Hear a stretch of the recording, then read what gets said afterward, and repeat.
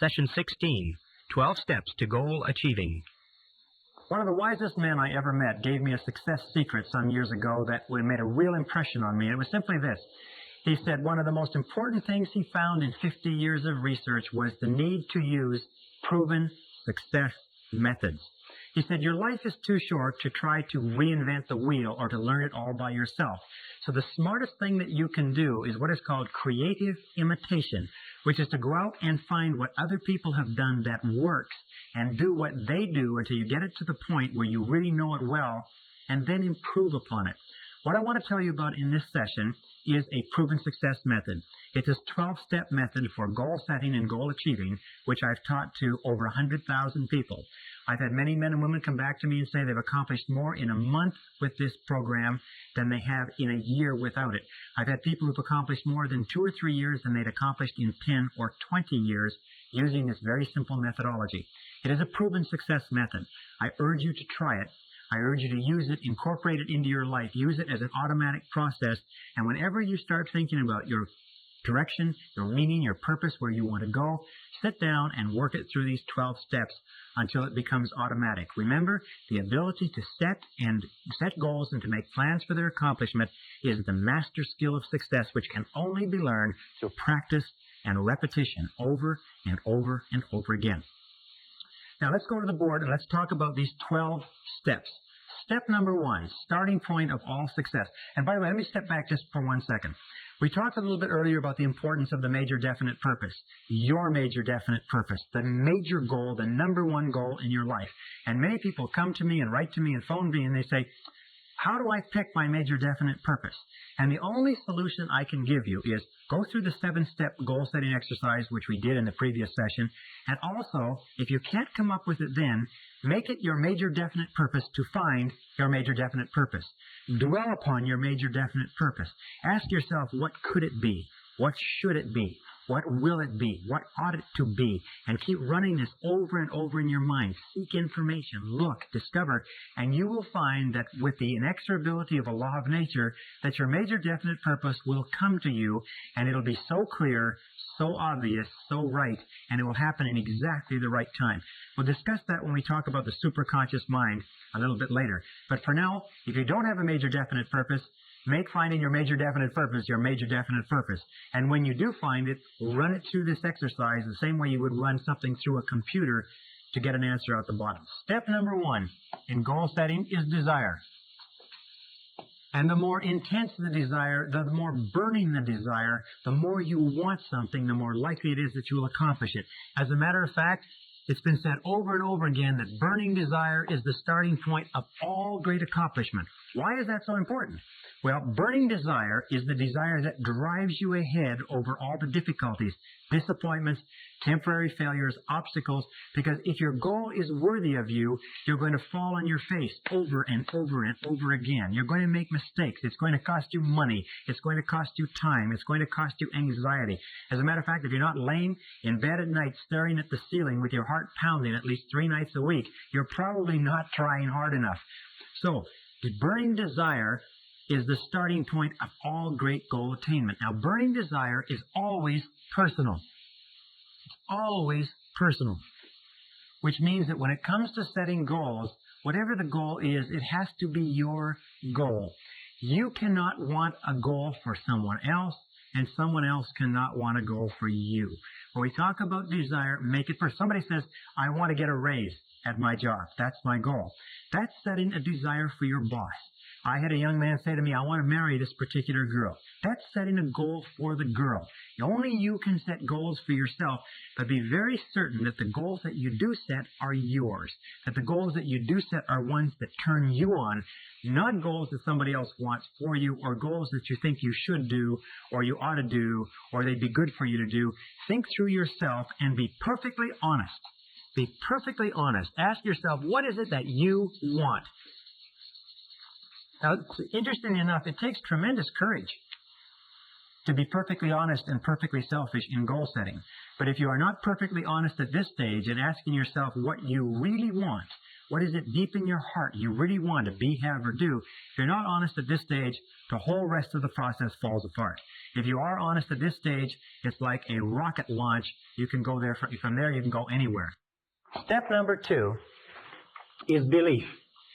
Remember we said before that your external world will always be a representation of your internal world, and that your internal world is made up of your beliefs, your convictions, if you like. Another word is faith. It's what you believe or what you have faith in deep down inside. There's a great talk by Reverend Ike where he talks about fascination, and he says that what you are fascinated by becomes your reality because you are drawn toward it and it is drawn toward you.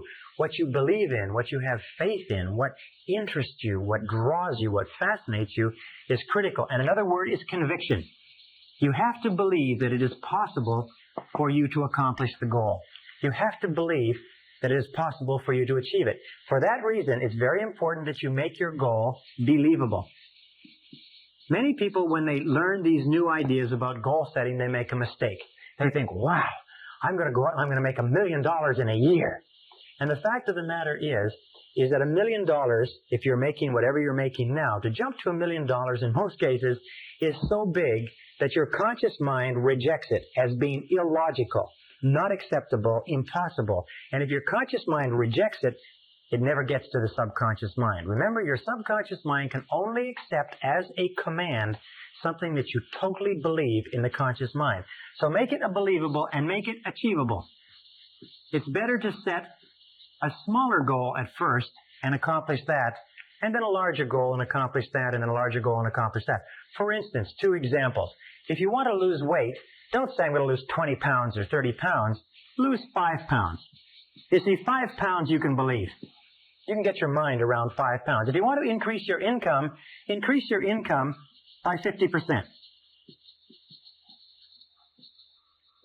Question mark plus. Increase your income by 50%. If you're earning $10,000 a year, say, my goal is to earn $15,000 a year. I earn $15,000 per year.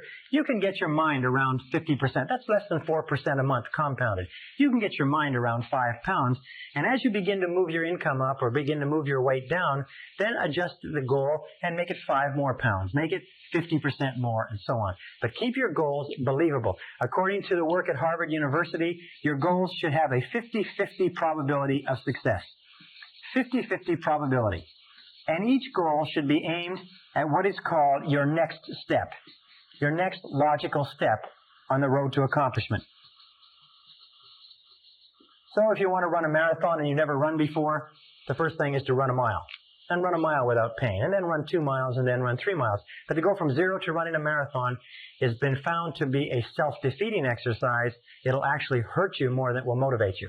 Remember, in order for a goal to unlock the motivational capacity that lies within you, you must be able to believe that it's possible of accomplishment. So better to set it lower to start with and then raise the standard than set it so high that it defeats you right at the beginning. Number 3 is write it down. Now this is very important because most people don't write their goals down. Only 3% of the population have written goals. Only 5% have goals at all. Only 3% have written goals, and I venture to say that probably you don't have any written goals either. And if you do have written goals, you probably don't have them written out in any detail. Write the goals down. Remember the reasons why people don't set goals. One of the reasons why they don't write the goals down is that when you write a goal down, you make it concrete. Suddenly, your subconscious wakes up and says, ha, you mean business. When you don't write it down, you are avoiding making a commitment. Unconsciously, the reason why people don't write their goals down is because of the fear of failure. The reason they don't write their goals down is they don't want to make a commitment to it. You see, if you never write it down, then nobody can ever tell you didn't accomplish it.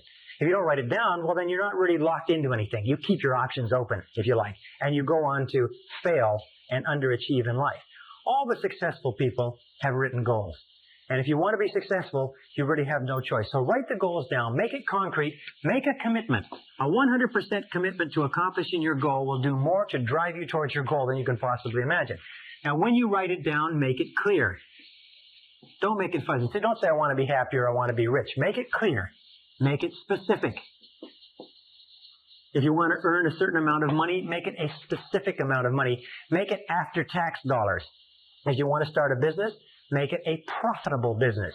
If you want to get into a relationship, make it a happy relationship. But make it clear, specific, and use vivid words or vivid language.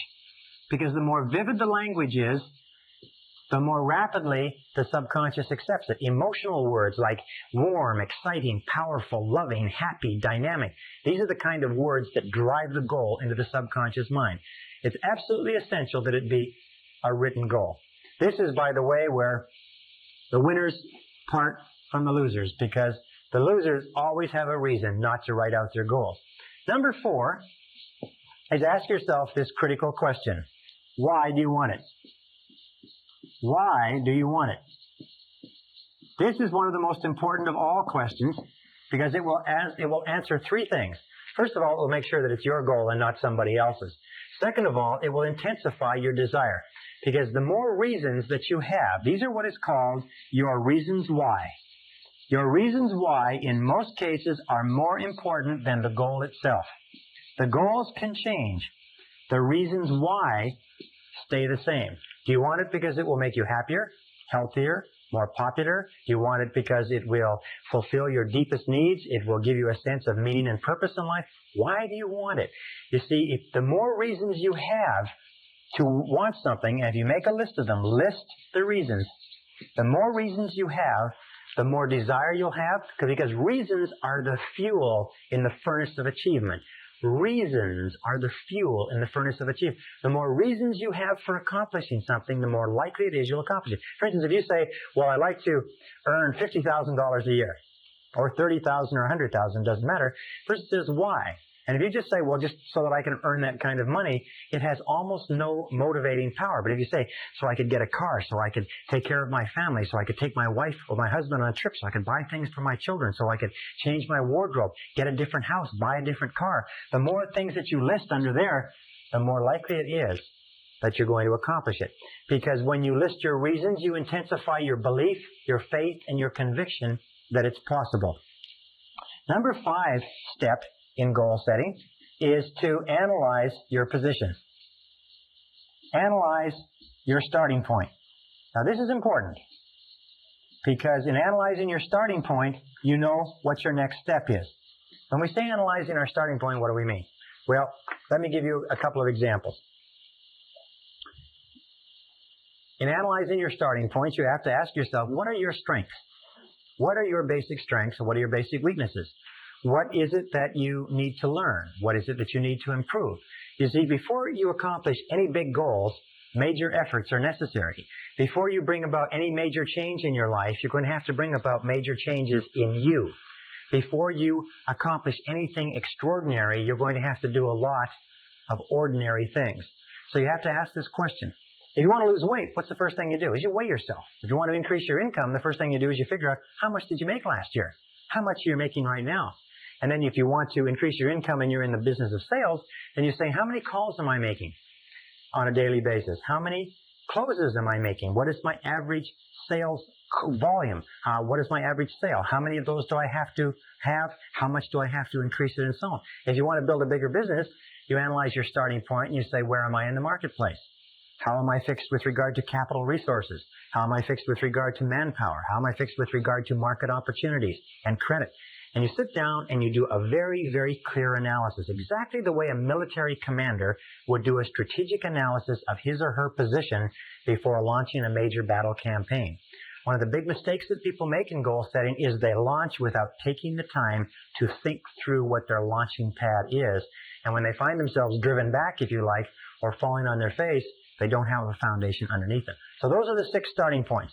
Determine what it is that you desire. The 5 starting points. Determine what it is that you desire. Believe that you can accomplish it. Write it down. Determine the reasons why. Analyze your starting point. And number 6, set a deadline. Set a deadline. You see, a goal without a deadline is not really a goal at all. A goal without a deadline is an exercise in self-delusion.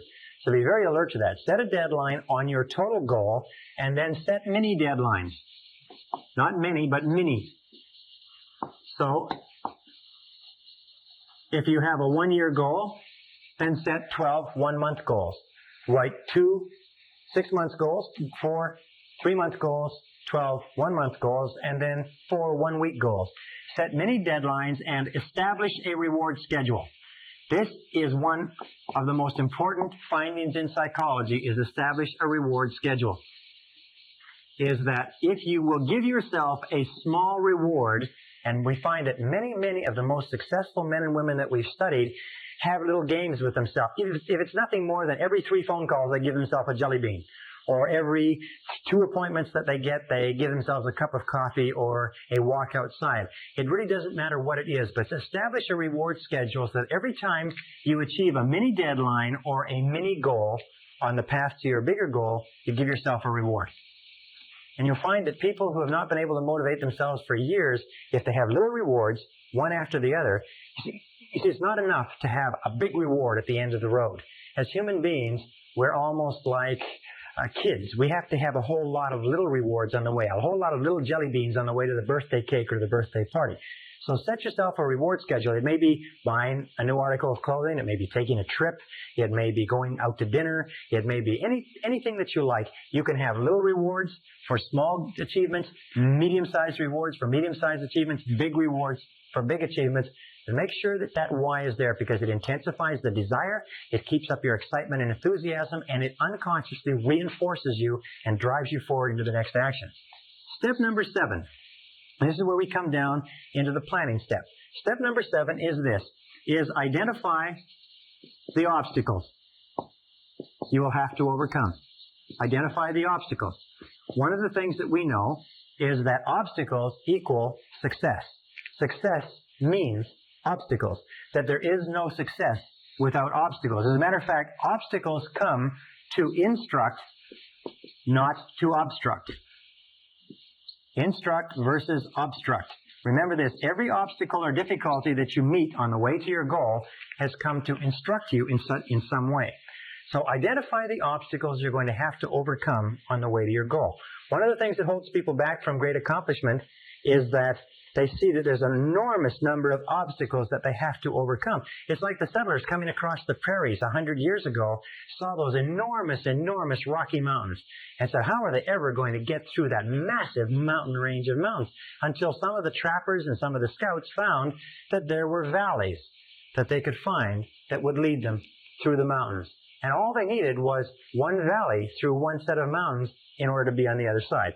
So identify the obstacles and then list the obstacles. Ask yourself, what are all the things that are holding you back from accomplishing the goal right now? Why aren't you at the goal right now? You see, if there aren't any obstacles, then it's not a goal at all. It's just an activity. So what's standing between you and the obstacles? Also, be grateful for obstacles, because it's obstacles that assure that there is success at the other end. Where there are no obstacles, where there are no difficulties, where there are no challenges to overcome, there's no possibility of success either. Then set priorities on your obstacles. In other words, look at them and say, of all the things that are standing between me and my goal, which one is number one? Which is the number one obstacle? Imagine that this is you, okay? Hope you can see that this is you, and here is your goal. Well, now on the way to your goal, there's a road. And the road twists and turns. And on the way to the goal, there's a few obstacles, and there's pitfalls, and there's deadfalls, and so on. But somewhere on the way to this goal, there's also what we call the rock. Now, your rock is your major obstacle. The rock is the major thing that is stopping you from achieving your goal in the quality and the quantity that you desire. One of the most important things that you can do is ask yourself, what is your rock? What is the major boulder? What is the big obstruction that stops you from getting from here to there? Identifying the rock is one of the marks of the strategic thinker, and identifying the rock is one of the key things you do. Why?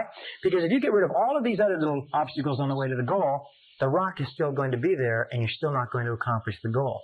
If you're not very careful, if you don't set priorities on your obstacles, you'll tend to work on a whole lot of irrelevant things and leave this rock undisturbed. However, the intelligent person focuses on the rock. The intelligent person says, this is the major obstacle, and they go to work on that rock. And they work day and night. They work as long as is necessary. There's a beautiful expression that says swarm all over it. When you have a major problem, a major obstacle, a major difficulty that's in your way, swarm all over it. Concentrate all of your effort and attention. Work at it day and night, week in and week out to get rid of it, because getting rid of that one obstacle will get you further towards your goal than getting rid of all of the other obstacles put together. So, in terms of your major definite purpose, what is your rock? What is your major obstacle? What's stopping you from going ahead? It could be internal. It could be lack of self-confidence. Very common. It could be self-doubt. It could be fear of loss. It could be a lot of things. That's quite normal. Or it could be external. It could be lack of money. It could be lack of information or knowledge. It could be lack of support from other people. It could be health. It could be a variety of things, but whatever it is, if you're determined to accomplish your goal, find out what it is and go to work to remove it. Now, number 8 is identify the knowledge you're going to require. Identify the knowledge that you're going to require. You see, we live in a knowledge-based society. There's no question about that, is that no matter what it is that you want to accomplish, you're going to need more knowledge than you have now. The basic rule of life is that to a greater or lesser extent, you have gone as far as you can go in your life at this moment with what you now know. That's why I've emphasized so strongly the need for continuous self-development, reading, learning, taking in new information, because you need more knowledge. Now, there's 2 ways that you can get knowledge. You can go out and get original knowledge, which is to read, research, and find it yourself, or you can get knowledge from other people. But in any case, identify the knowledge you require. What do you need to know? For instance, if you want to be successful in business, one of the things that you have to know is marketing and sales. If you want to be successful in your own business, the critical skill in entrepreneurial success is salesmanship. The critical skill in executive success is the ability to sell your ideas to others and to persuade others. So maybe what you need, maybe the critical knowledge you need is persuasion skills. Or it could be the knowledge that you need has to do with the law, has to do with accounting, has to do with technology. 2 points is set priorities on your knowledge. You see, when you set priorities and you determine what's the number 1 piece of knowledge that you need, what's the number 1 piece of knowledge that more than anything else can hold you back from accomplishing your goal. And you'll find that if you concentrate on the number 1 piece of knowledge, it's like the rock in terms of obstacles. The number 1 piece of knowledge, once acquired, will catapult you towards your goal. Whereas if you accomplish a whole lot of other knowledge, it won't help you at all. Now, finally, and this is the last part with regard to knowledge, is ask your way to success. Ask your way to success. This is one of the pieces of advice by a great success counselor, is ask, ask, ask. What he said, and what every person who's ever studied this has said, is that this 3-letter word, ASK, is the key to your success in life. Ask the people who have the knowledge. If you need, hire the lawyers, hire the consultants, hire the specialists, hire the accountants. Ask your way to success. Find other people who are in your field. Find people who have the success. Find people who are experienced and go to them and ask. Why is it that people don't ask? Very simple reason. Most people are afraid of rejection. But the key to getting the things that you want in life is, first of all, you're going to have to learn it all yourself. Or second, is you can ask other people. And surprisingly enough, if you ask other people, they'll tell you. If you ask successful people what they did right, they'll tell you. If you ask successful people for their advice, they'll tell you. As a matter of fact, I was studying the life of a self-made millionaire, and he said, one of the keys to success in business is to become a negative thinker. And I thought that was astonishing, because I teach that you should be a positive thinker. And as I read on, what he said is, by that I mean is that once you come up with a great idea, take it to experts who can tear your idea apart, who can point out holes and weaknesses and flaws. Now, if you cannot plug the holes, weaknesses, and flaws, it probably means the idea isn't good enough. But if you are not willing to subject your idea to the scrutiny of critical people whose job is to find fatal flaws in something, then the idea is probably not good enough. So seeking out negative people, asking people their opinion, ask your way to success. Remember, in order to succeed, you need knowledge. You need more knowledge than you've got. You don't have very much time. You've got to get the knowledge the fastest, cheapest way possible. If necessary, buy the knowledge you require. Don't be cheap when it comes to knowledge. Number 9, step in goal setting is identify and ask yourself, who is your customer? Who is your customer? This means that you have to identify the people, the groups, and the organizations whose cooperation you require in order to be successful. Who are the people? Who are the groups? Who are the organizations? You see, in life we have a very simple equation, is that everybody makes their living by satisfying or serving somebody. That you and me have a customer, and that we move ahead in life to the degree to which we satisfy our customer. So we are all in the business of customer satisfaction. Now, if you work for a company, your customer may be your boss. If you're a salesperson, your customer may be your boss on the inside and the person who buys your product or service on the outside. If you're a nurse, your customer is the head nurse. Whoever you are, there is somebody in your environment. If you have a business person and you have to expand, one of your customers is your banker. Another one of your customers is your staff, your employees. Another customer may be your family. But there are always people that you have to work with in order to accomplish your goals. Now, why should people work with you in order to help you accomplish your goals? There's only one way, and that is what we call the law of compensation. The law of compensation, which comes from Ralph Waldo Emerson's wonderful essay called Compensation, simply says that for every force in life, there's an equal and opposite force. We call it the law of sowing and reaping. But it says this, it says that you are always compensated in equal measure for what you do. In fact, it always says that you are compensated in more than equal measure.